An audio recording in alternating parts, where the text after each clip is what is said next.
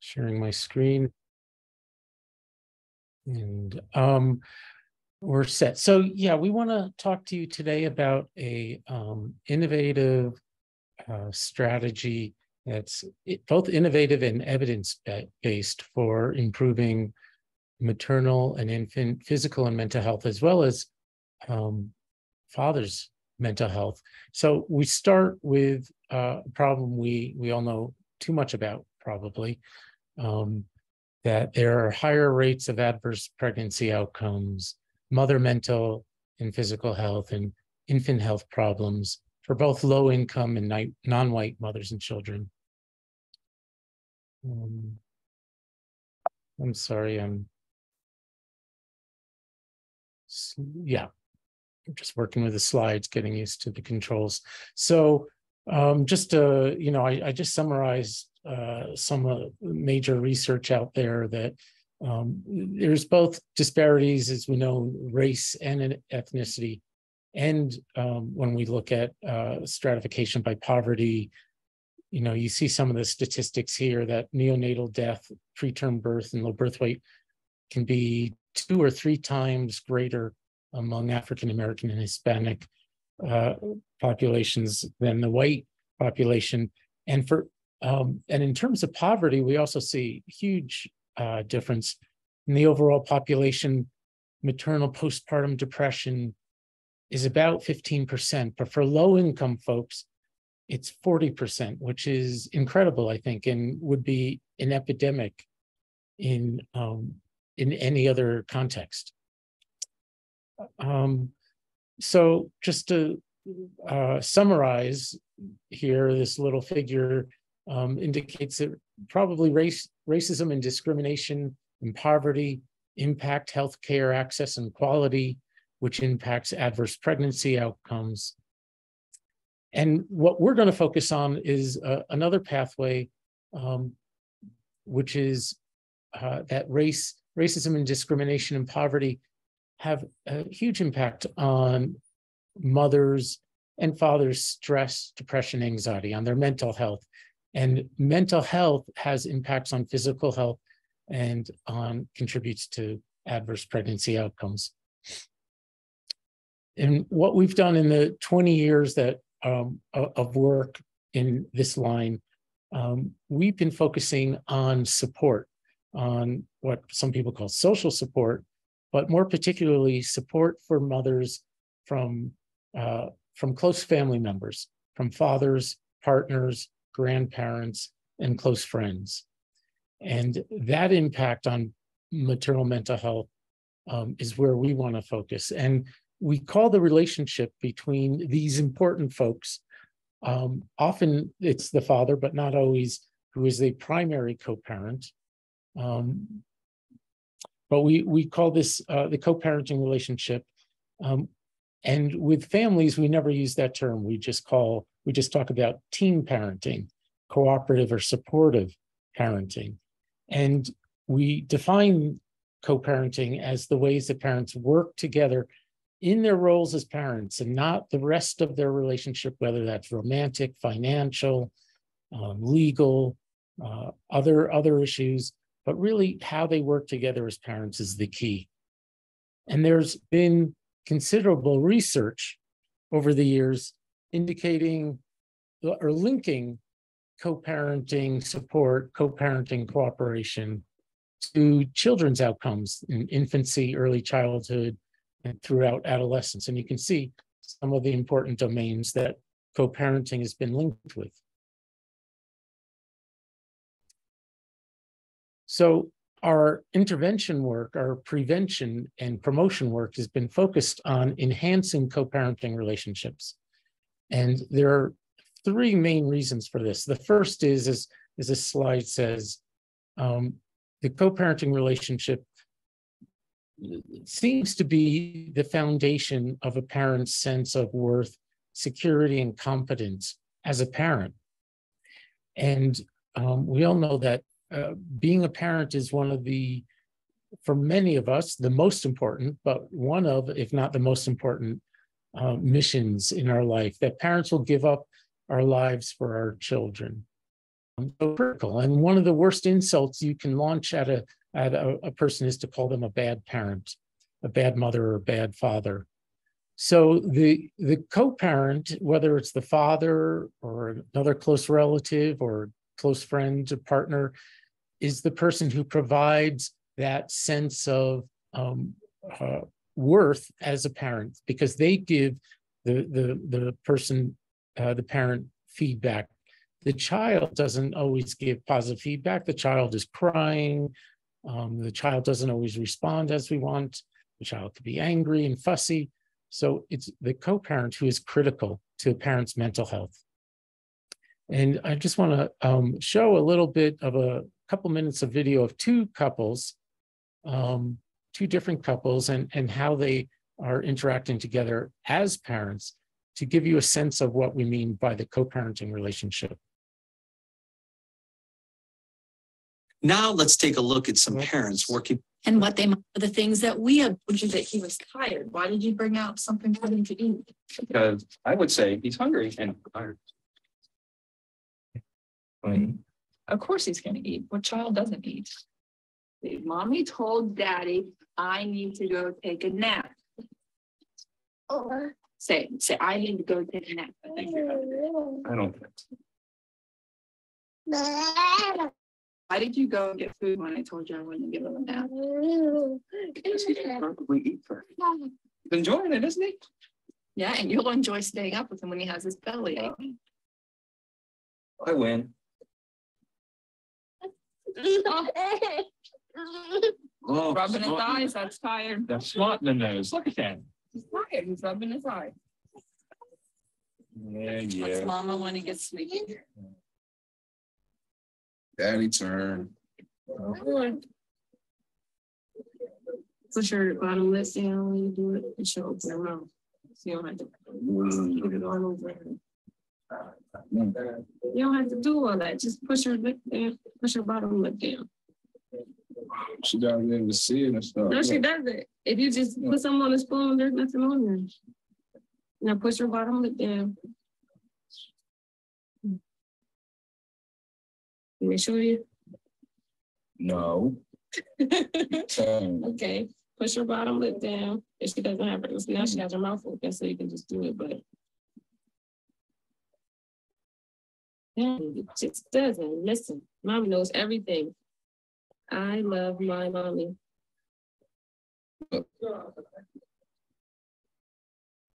She look wide open. You know what I'm doing. So those two couples are very different in their tone, and the ways that people co-parent together range are very diverse and complicated, and there can be subtleties around conflict and negativity and power and control. And so one of the things we do in the program we're going to tell you a short bit about is show parents vignettes like this, and expectant parents, I'm sorry, and have them look at them and think about them and talk about what kind of co-parents they'd like to be. So I want to also share that a second reason we focus on co-parenting is because the co-parenting relationship turns out to be very important for father's involvement. And the better the relationship between a mother and a father, the more involved the father is, whether he's living at home or they're living in separate homes.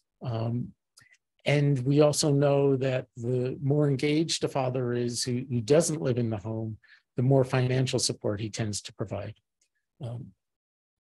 And not only do we want fathers to be more involved, but then that relieves some of the burden on mothers, some of the stress and depression as well, when fathers are more involved in a positive context, in a positive co-parenting relationship. And finally, this idea of co-parenting, rather than the mother-father couple, but the co-parenting, when we think about it as existing between any two or more adults who are involved in and responsible for rearing a child, it becomes generalizable across almost all families.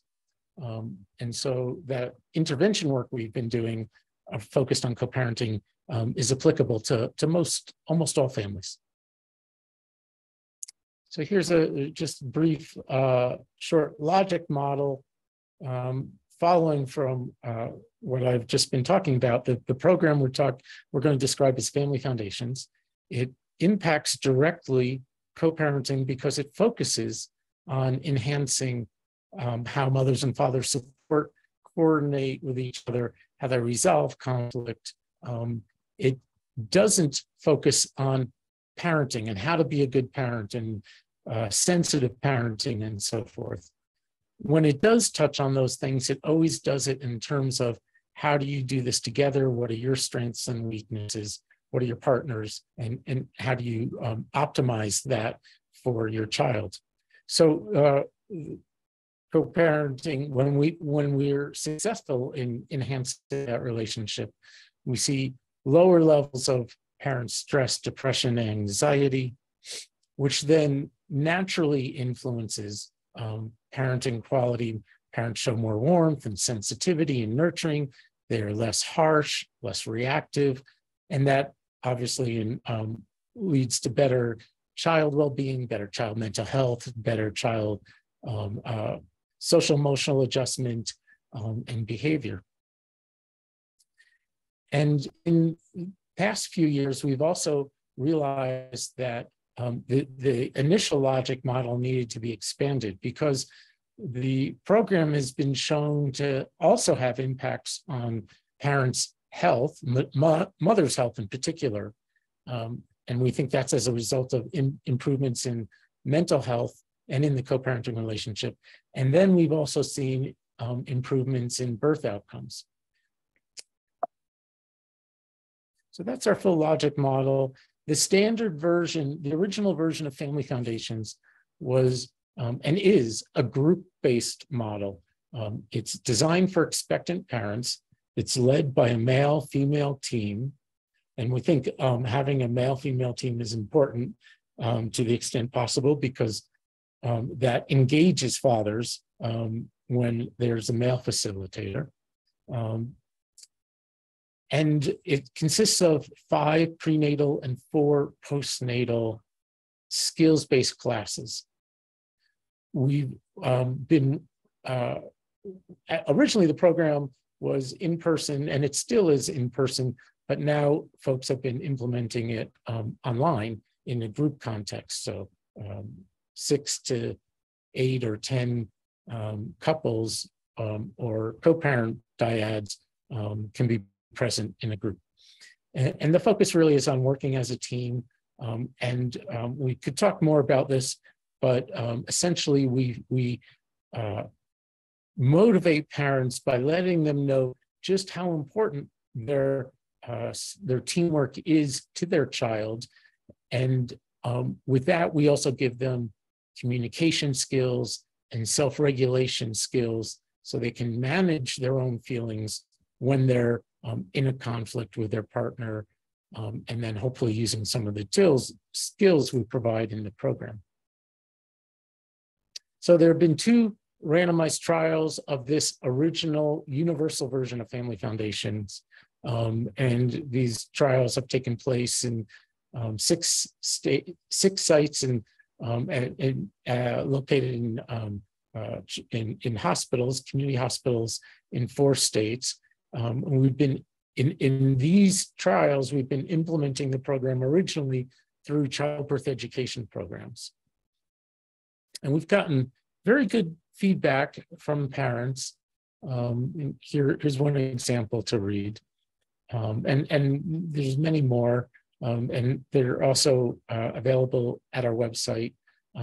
But parents express a lot of gratefulness actually for the program, and the attendance has been remarkable. For the group format program, the attendance is 80 to 85%. Both parents attending 80 to 85% of the classes.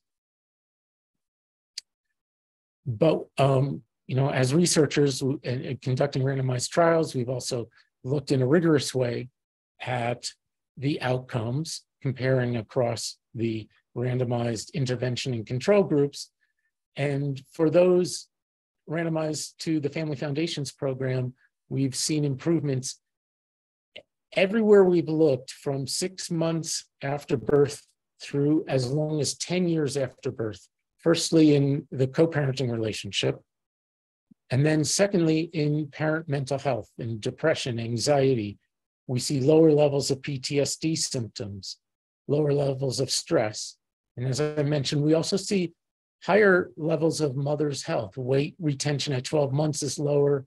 We see lower levels of systemic inflammation years after the program. Mothers and fathers reporting better health. And then we're also seeing better birth outcomes, lower birth weight.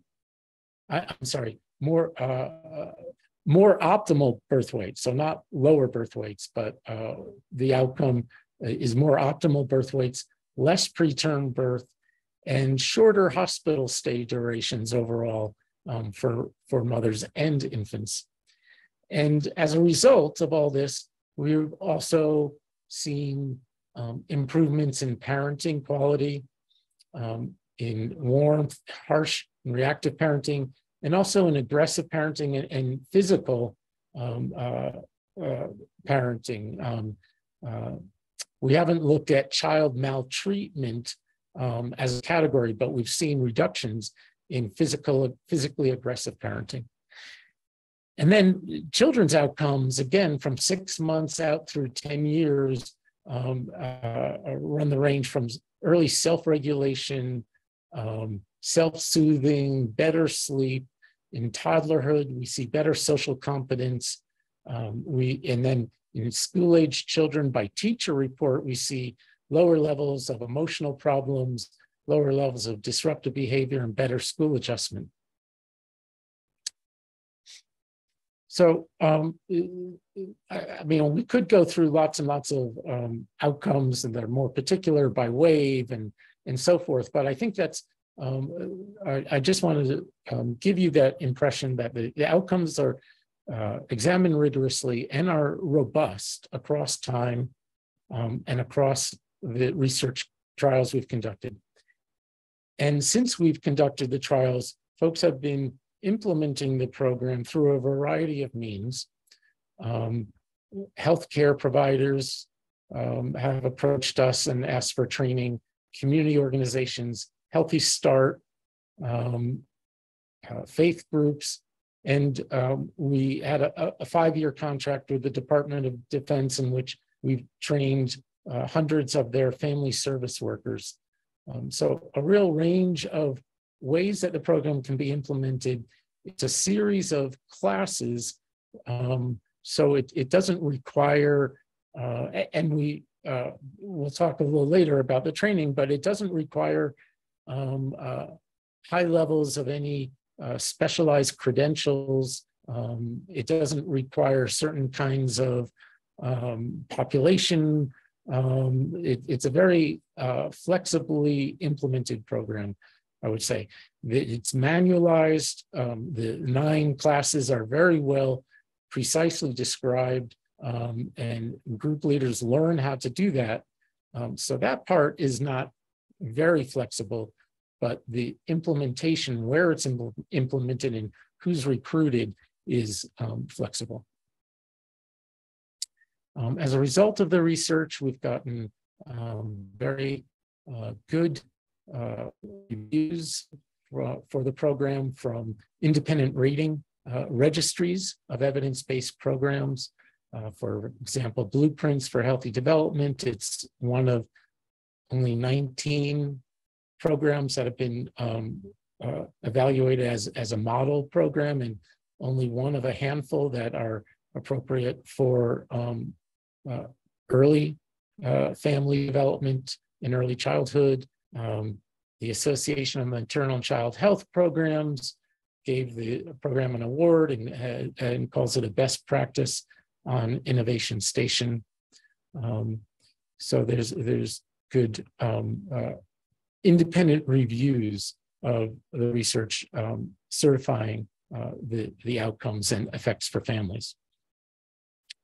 And over the past several years, we've also been adapting the program. We're going to talk about two of those adaptations, but I wanted just to mention that we also, ones we're not going to be talking about today. One is Parent Navigators, which is a peer mentoring version of the program for a young child just diagnosed with autism, and Healthy Foundations, which is a version that is appropriate for co-parenting dyads when one partner has moderate to heavy levels of alcohol use before birth, during pregnancy, and we integrate brief alcohol intervention with the program.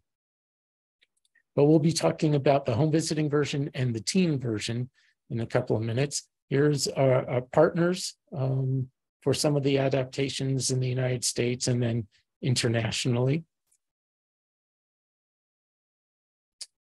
So just briefly, well, maybe before we move to the home visiting version, I want to check if Emmanuel is here, and maybe we can ask Emmanuel Perez to talk a few minutes about the experience he's had in Brooklyn implementing the program through Brooklyn Healthy Start. Hi, Emmanuel, I see you there. Can you hear me? Yes, can hear you. All right, great.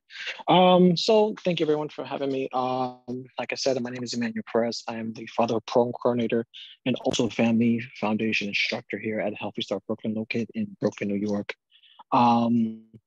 We implemented family foundations about 2.5 years ago, right at the start of COVID. And we started the program virtually and has continued virtually through Zoom this entire time.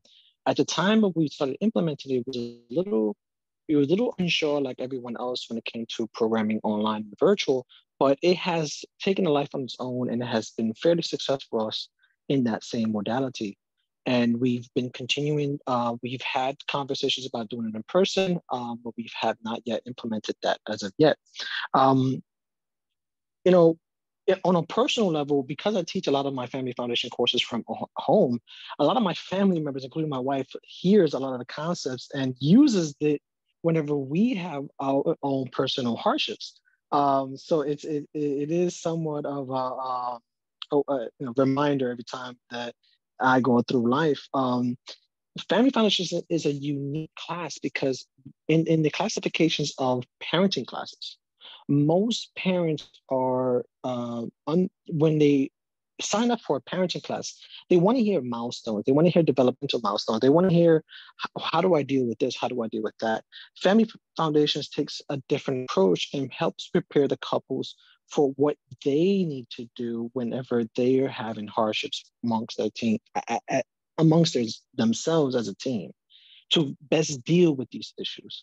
And part of that process is we implemented an informational session for couples to help them understand that Family Foundation is not where we're going to break down step by step every single week, month, and year and what your child should be doing. Instead, we're going to help you prepare so when those issues do come up, you know how to navigate those issues as a team. And there's a big emphasis on that team effort. And as Mark mentioned earlier, as a father program coordinator here in Brooklyn, I love the fact that it puts a lot of emphasis on the father being a part of that team.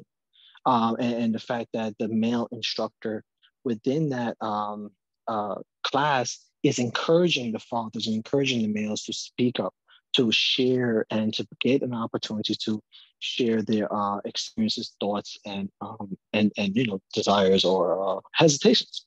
But it's ultimately for the benefit of that child in the long run. But that's pretty much has been my experience in implementing, and so I'll pass it back to Mark. Super, thanks, Emmanuel. And we'll have a chance for questions later. I'm having technical difficulties. I'm going to have to switch laptops. This one is not charging. So while I'm doing that, maybe Norma, you could talk about the teen version, and then I'll come back and talk about home visiting. Yeah, I'm happy to do that. And I'm going to go ahead and share my screen next.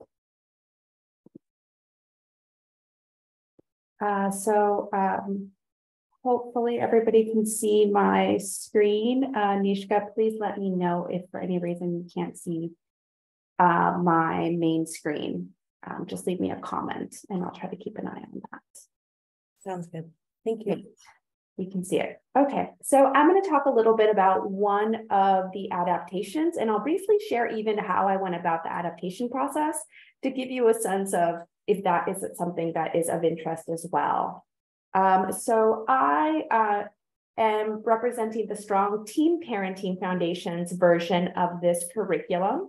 And this is a school-based adaptation that specifically focuses on working with Latinx adolescent parents. So what we know about adolescent parents is that generally what we've seen is that the rates of adolescent parenthood is significantly decreasing. It has been decreasing over the past 10 years. This is a huge public health success that relates to education around contraception and comprehensive relationship education and so on. That has really helped with that among other major public health efforts that have happened. And what we see right now is that although the rates have decreased, we still see some disparities where both youth who are of African-American, Black descent, and Hispanic tend to have double the rates of non-Hispanic white youth. And so we need to be aware of that and understand what are the reasons that this is happening, but also understand the lived experiences of these adolescent parents so that we can provide the most culturally responsive and strength-based supports that we can provide to them. So some of the things that we know about the research on adolescent parents and adolescent co-parenting is that some of the dynamics of co-parenting might look a little bit different. We have higher rates of grandparents co-parenting with adolescents as a result of the fact that they are living with their own caregivers or parental figures. So there is more multi-generational co-parenting happening. Also, when thinking about two adolescent parents who are co-parenting together, that co-parenting often happens across multiple households as both adolescents are living in their own separate homes. So what this means is that there is a co-parenting dynamic that involves and transcends multiple homes, multiple generations. And from what we see in these co-parenting dynamics is that oftentimes this is also happening after breakup. So 58% of our young parents tend to break up within 6 months after having a child. So there is more additional navigation that happens there. Furthermore, when thinking about adolescent parents and Latinx adolescent parents, we are really looking at youth who are at the intersection of race and ethnicity, adolescence, and their transition into parenthood. So we need to be aware of these experiences in terms of unique ethnic racial experiences, acculturation levels, cultural values, and so on, while also being aware of unique experiences of adolescence and where the adolescents are interacting, what social context they're interacting with most often, such as the school system, while also being individuals who are not of legal age to make certain decisions for themselves. So there are power dynamics that are happening between adolescents and grandparents and so on, while also transitioning into parenthood. So this is a lot of different levels that they're managing. So understanding the complexities of co-parenting that adolescent parents have to face and manage, we, in Central Texas, we're looking to find an intervention that helped us support our adolescent parents in the transition into parenthood. And we found that although there are some co-parenting interventions, family foundations being among the strongest evidenced interventions, these are primarily have been developed for adult couples and are, as Mark has shared, are happening oftentimes in community settings or online settings, although that, just happened in the past couple of years. So we were interested in implementing something with adolescent parents, but really going to adolescents where they are, which is in the schools. So in order to go about this, what we did is we actually engaged in a series of focus groups with our adolescent parents. We also created an advisory board with school partners, adolescent parents, and our past frontline staff providers, and looked to the Family Foundation's curriculum and went through it to see how we can make sure that our program was adaptive and responsive to our adolescent parents' experiences and needs. And one of the main things that we found is that, one, our adolescents needed this to be done in the schools to reduce role overload, and their need to do something else in addition to go to school, work, take care of the baby, and so on. So this kind of allowed us to do something and meet our adolescents where they're at. So what resulted was a school-based model in this curriculum, or in this version of Family Foundations. We implement in the schools, and because we needed it to fit in the school system, we specifically broke down the lessons into 12 one-hour sessions so that they could fit within a school period, or a school lunch hour or advisory period, for example. Recognizing that the couples might not be in the same school, or maybe one might not be in school at all.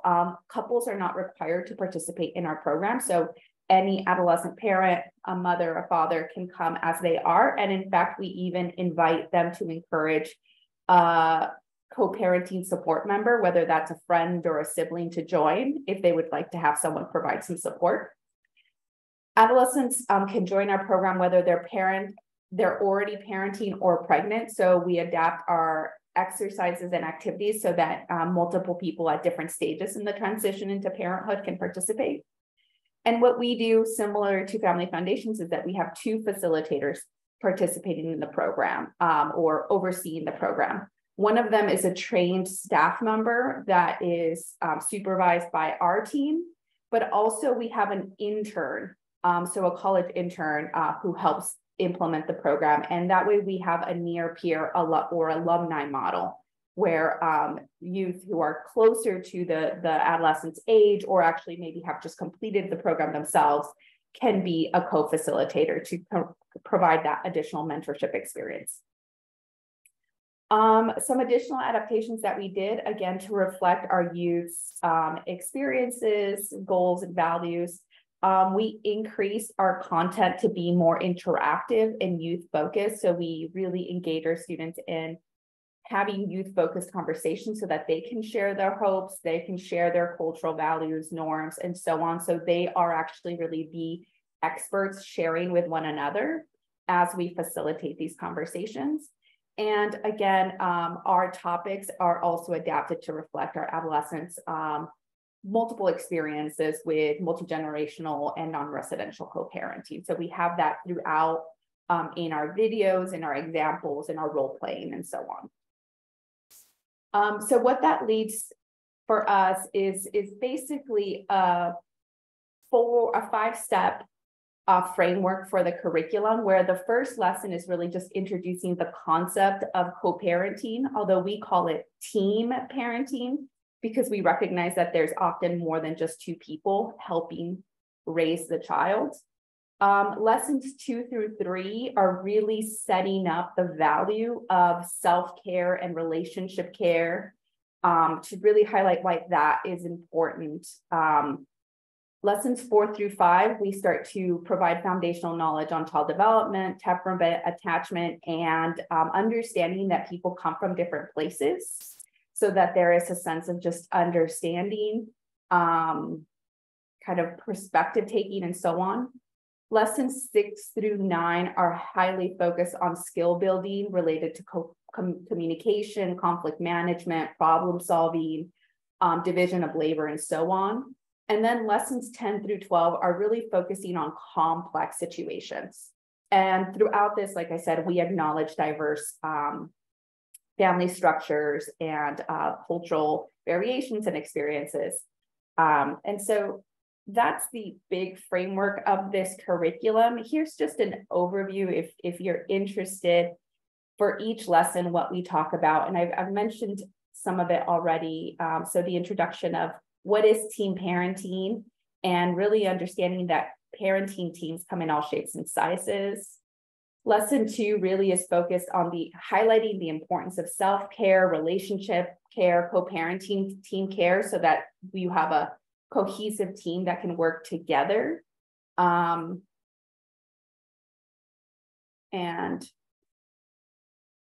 great. And lesson 3 is about listening skills and highlighting the importance of allowing the team to be there for the child. This is also where we introduce the acronym that is a core component of our curriculum, which is first the child, or really thinking about feelings, thoughts, and communication, which is something that we bring back multiple times as we talk about understanding people's feelings, understanding how thought processes might impact the way that people collaborate, and then how do you communicate or collaborate and manage conflict. This lesson 4 is a new addition to our curriculum, which was based off of our adolescents asking for more information on developmental milestones so that they can understand what their child is capable of, because that tends to be a source of frustration where they're expecting their child to do something that is above their level. And then that creates this conflict between family members, conflict between the parent and child. So just providing some basic foundations of what to expect from a cognitive, physical, socio-emotional standpoint. We don't go very heavily into it, but we provide them resources where they should know the general ideas and where they can go for the future. And then we talk about how many of these things, especially when it comes to temperament, or for adults, personality and attachment styles, these things are different between child, parent, co-parent, and how do you manage these things? How do you manage these differences between people? And how do you come from a place of understanding so that there is teamwork? Lesson 5 is around building strong foundations. So building strong attachment, understanding that people have different attachment styles, and we provide some developmentally appropriate examples on how to build attachment across these co-parenting team members and the child. Lessons 6 and through 9 are around communication, conflict, and problem solving. And what you see here are, again, some of the things that we talk about. We talk about fight or flight. We talk about what it means to manage conflict, how to use red light, green light skills to decide when a conflict is becoming too heated, for example. How to manage and navigate thoughts, how to engage in healthy communication. This is happening throughout these 4 lessons. And these, as you see, they're generally highlighted in blue because these are core components from Family Foundations.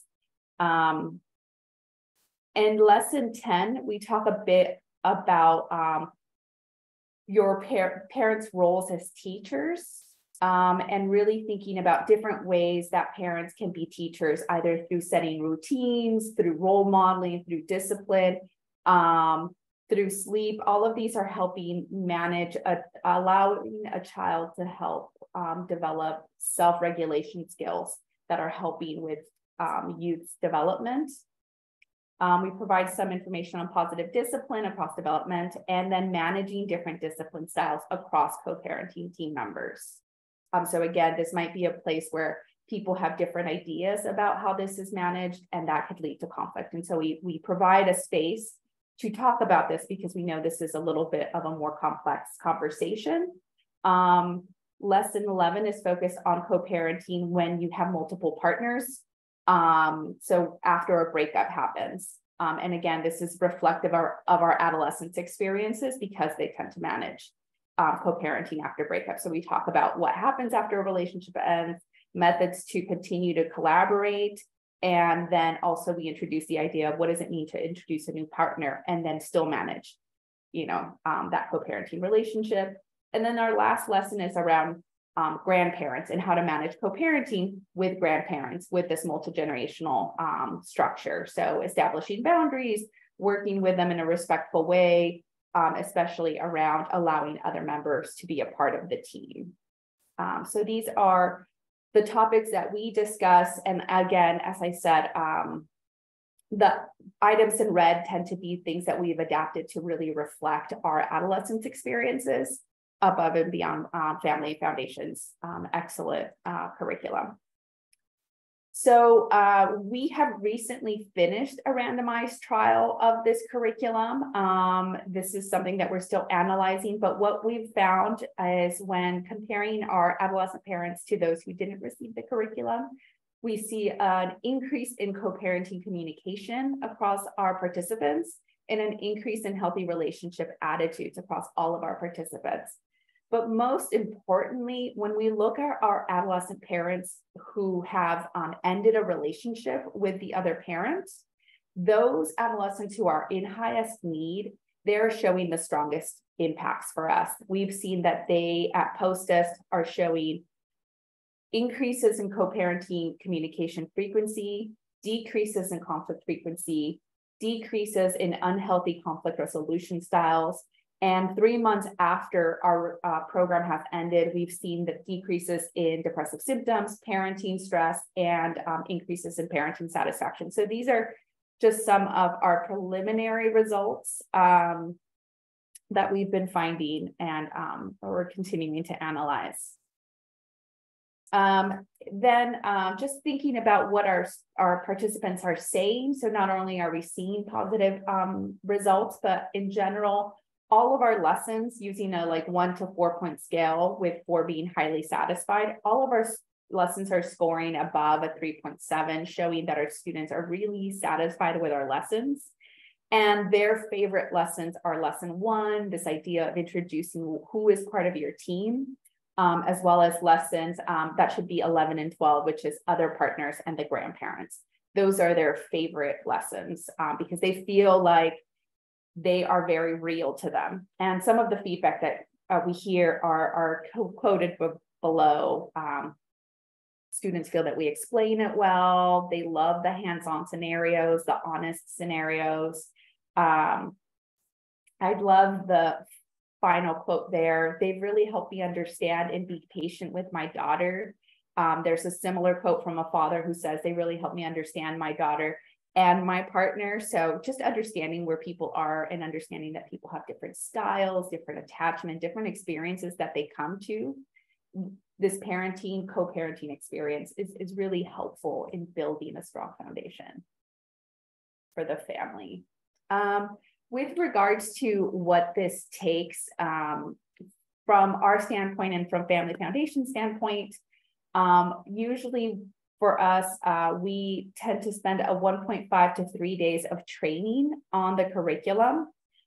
This includes information on theory of change, facilitation methods, a class-by-class review, practice and rehearsal sessions.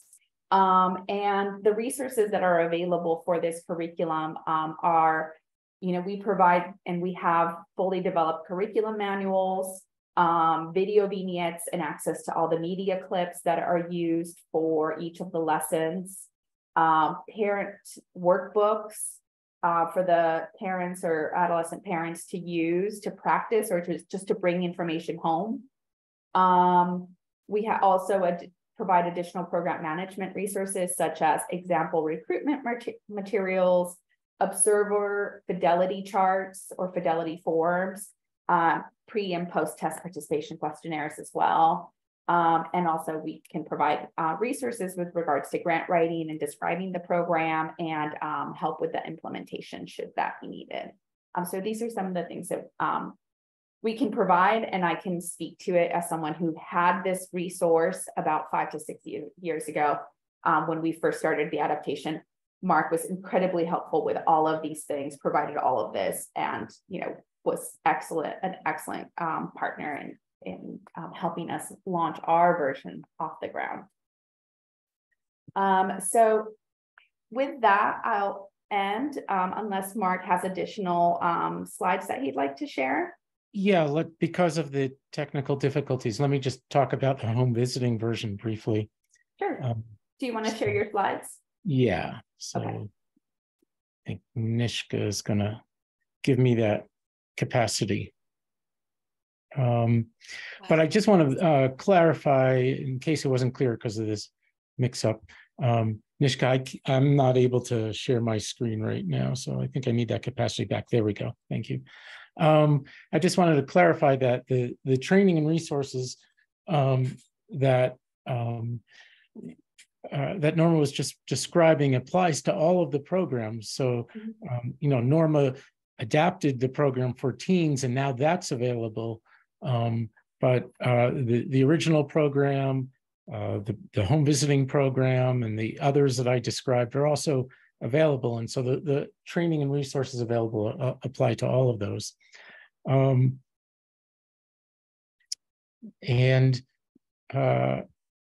Let me share this screen and just finish describing the home visiting version of the program we developed with partners in Ohio. And this was specifically for low income, low education, young, expectant parents. And here you see a picture of a male-female facilitation team in the home with an expectant mother and father. And so it's a lot of resources. Home visiting is expensive in the first place, but we've found that, as I said before, bringing in a male into the facilitator role really increases the engagement of the father. And we, in this model, in the home visiting model, we also have 2 one-on-one father to male facilitator sessions built in purely for engagement, for support, and so forth. And the 11 sessions in this version, they piggyback on traditional home visiting. So if a family is receiving nurse family partnership, parents as teachers, or another program, then they're also welcome to receive this program. It does not overlap with much of the material in those other more traditional home visiting versions, because it does focus, as Norma was describing, sort of more of the content. It does really focus on that co-parenting team and not so much on parenting itself. Mark, can I interrupt really quick? If you could maximize your screen, because we're seeing other windows. Oh gosh, Yes. Oh, that's embarrassing. No worries. Okay, let me see if I can. How's that? Oh, okay. Let me reshare this.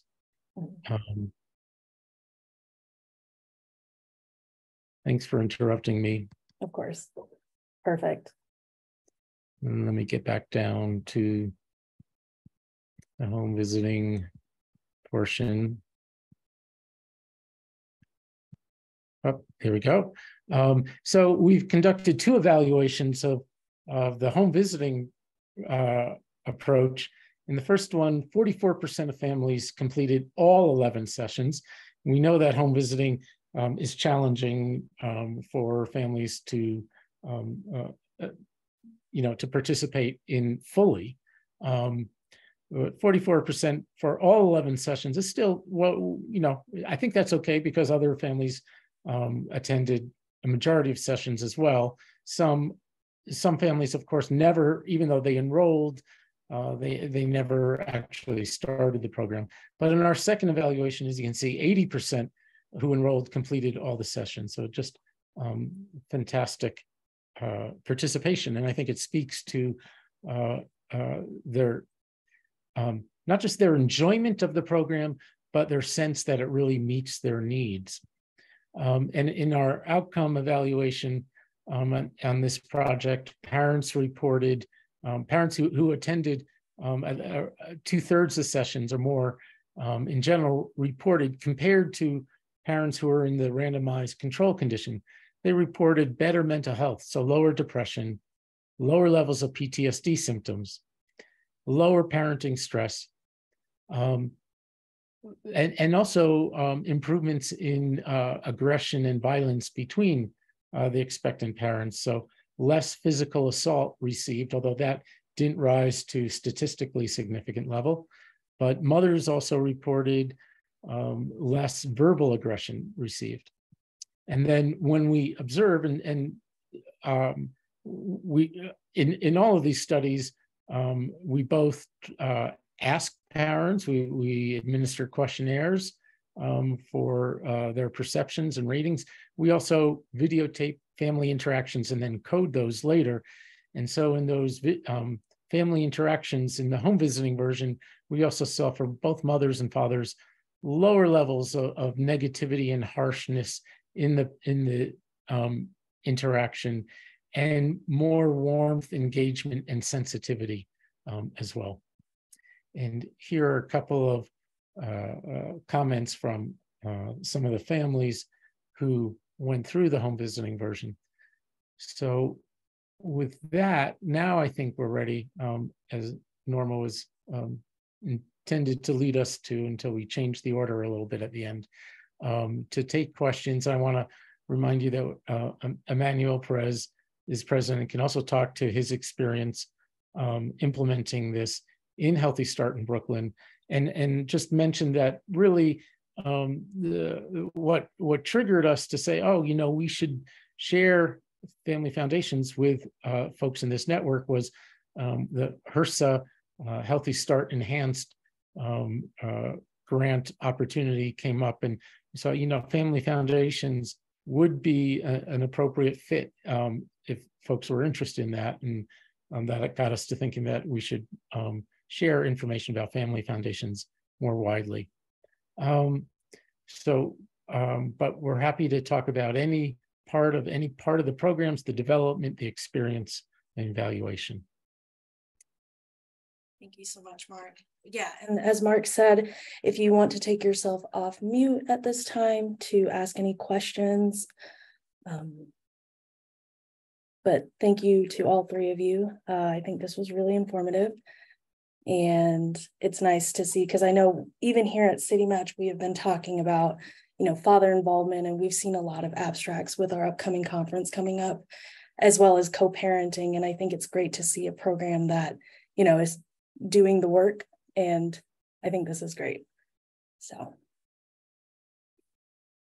Thanks. Questions also welcome in the chat, of course. Yeah.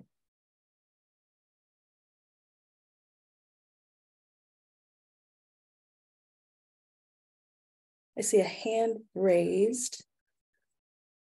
Oh, sorry, go ahead. Hello, hi, Mark, Norma, it's so great to listen to you talk again.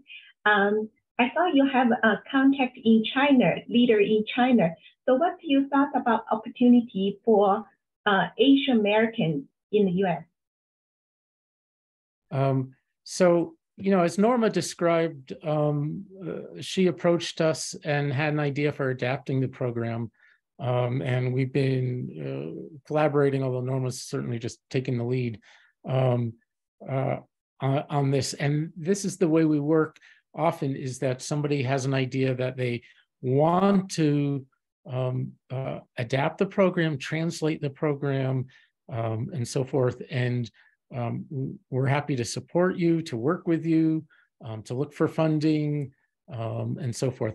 We don't have versions for US Asian populations right now. The version in China that was developed was specifically developed to focus on parent-grandparent relationships because of in China, as you know, probably that many families have a grandparent living with them and involved. So, and I also want to say that we learn from each of these projects. We learn for the US how to include grandparents. I personally learned from Emmanuel and his team's work in Brooklyn, and Norma's work, and we share what we're learning across versions of the program. So feel free to touch base if there's a direction that you'd like to see us go in, or you'd like to go in with us. I hope that answers your question. Thank you, and Norma. Hopefully see you at NCFR in Orlando. And I see a question in the chat. Have parents with substance use disorder been included in your studies? We haven't included or not included parents with substance disorder from the study. So there probably are some in there, but we haven't addressed that issue until a couple of years ago when colleagues in New York created a version that I described earlier for when a parent, expectant parent, has a high level of alcohol use, and we've integrated that brief alcohol use into the program, so intervention into the program. So that's another opportunity that we've talked about actually as a follow-up to the home visiting work, is targeting, creating a version for expectant parents with not alcohol but other substance use disorders, but we haven't moved in that direction yet. And I'm just going to try to answer the questions in the chat for a moment here. Increased financial support from the male co-parent. So I mentioned before, there's research that connects greater father involvement in non-residential families to greater financial contribution. We did not assess financial contribution in our evaluation outcomes. There's only so much we can look at, but we expect that if we're able to increase fathers' engagement in parenting, because we've been able to enhance the co-parenting relationship, that would naturally lead to more financial support. The training for co-facilitators as Norma was sharing on that slide, is between 1.5 and 3 days, depending on which model version it is. And the cost we'd prefer not to talk too much about here, but happy to talk or respond to questions offline. I'll put my email in the chat, and maybe Norma can, and we'd be happy to talk about that, but not right now. Is there a cost? There's a cost for the training. There's a cost for the manual, and there's a very small royalty fee for using the program, basically for the workbooks, because Penn State, where we developed the program, legally owns the program and has agreed to a very, very small royalty. So once the training and manuals have been purchased, there's very, very small ongoing cost. Can I interrupt really quick? I actually received a question through direct message, and it is, how do you assess maternal mental health and referral for treatment? So we provide some standard questionnaires that you're welcome to use for as pre-test and post-test to do evaluation of your own implementation, and mental health is included in that. What we use in our research studies varies from study to study, depending on how central mental health is. Often we'll use a parent self-report questionnaire. In the program itself, we're not asking the facilitators and leaders of the program to formally assess parents' mental health as part of this program. Of course, I think in the training slide, there are other recommendations for other areas where folks should be competent, and then, of course, assess mental health as part of, if one is a home visitor or a healthcare provider or so on. But as part of this program, we don't ask folks, facilitators, to do that. Nishka, you could, you responded to the question about the recordings. I saw a question about, are there recommendations for timing of the curriculum? And this was around the version adapted for young adult parents. So I'm assuming that's around the adolescent parent version. And I will say that we have looked at the program effects for those who joined us when they were pregnant versus those who joined us when they were already parenting, and there are no differences. So it does seem like both pregnant and already parenting parents are equally receiving benefit from the program.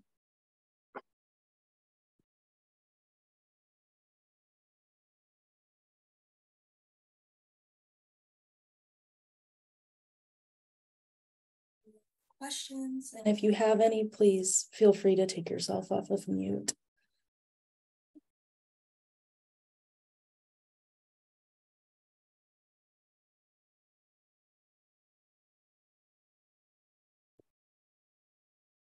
Hello, I'm Consuelo Staten with the Virginia Department of Health, and I run a program that is working with parenting and pregnant teens in a home visiting environment.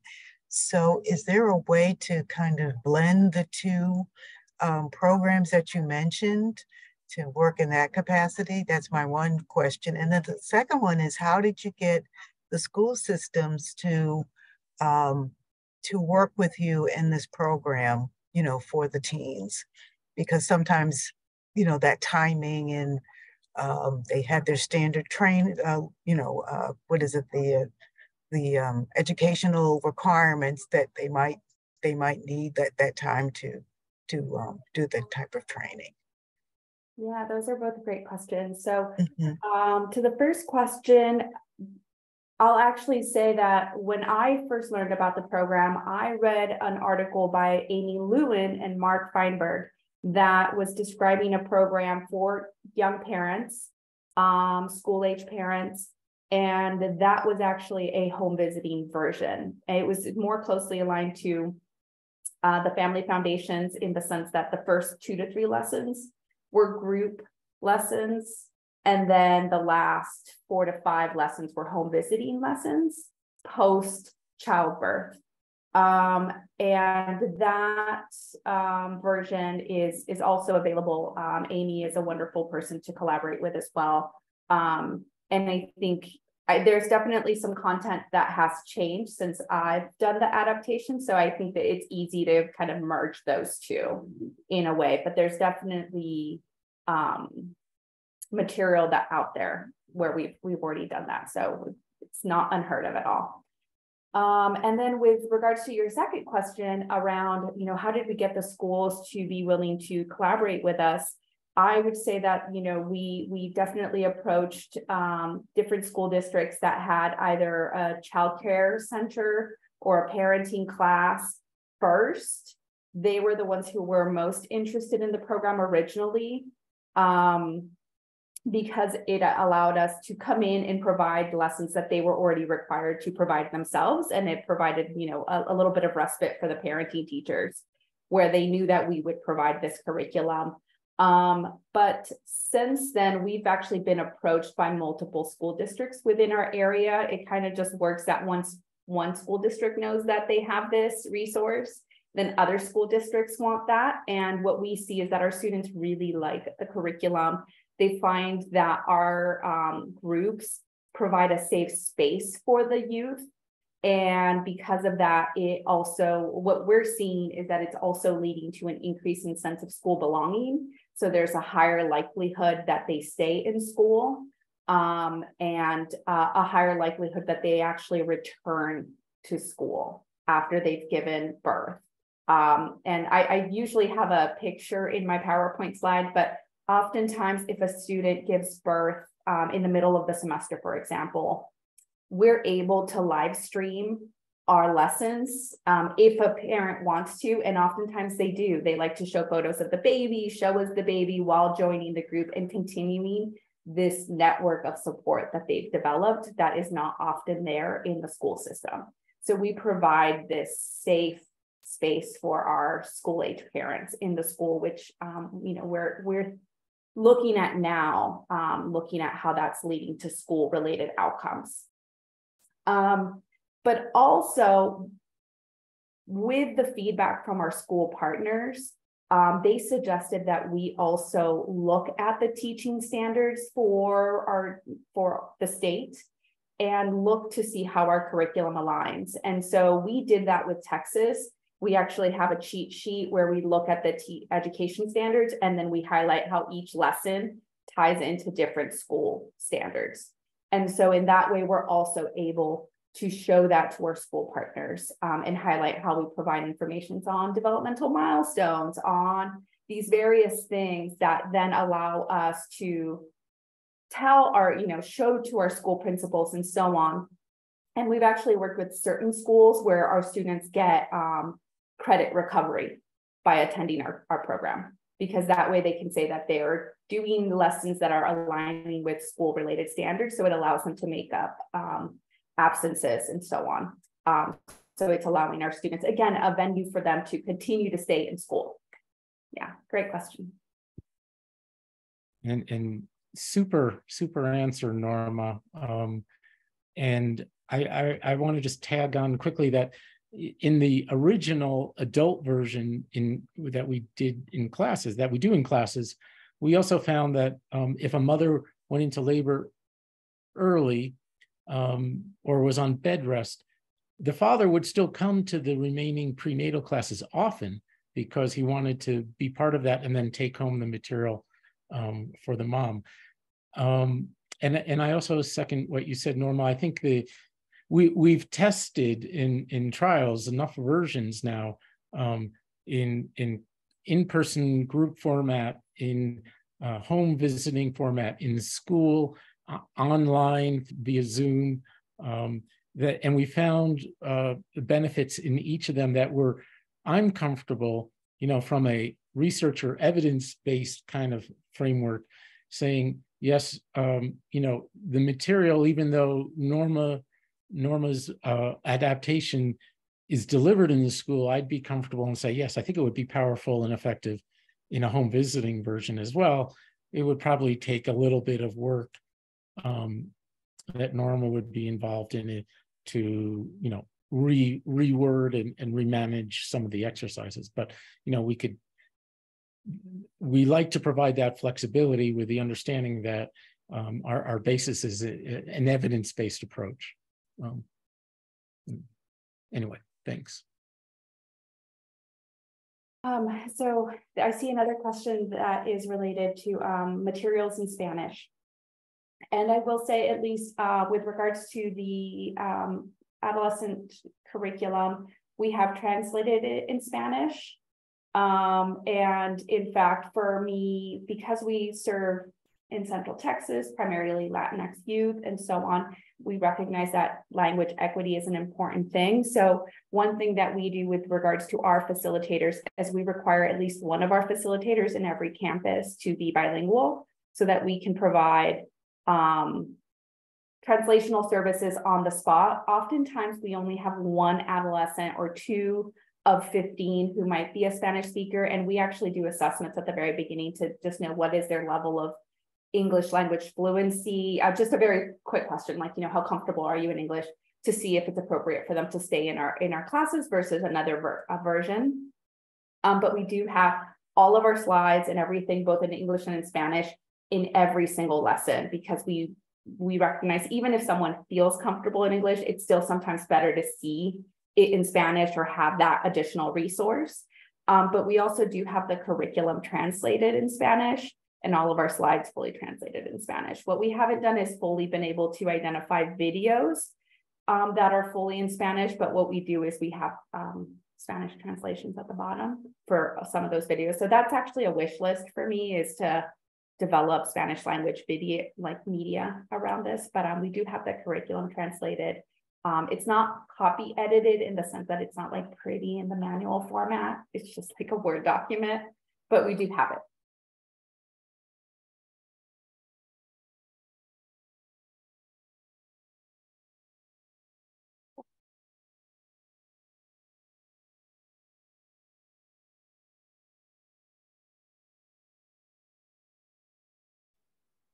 Well, I think maybe that's good.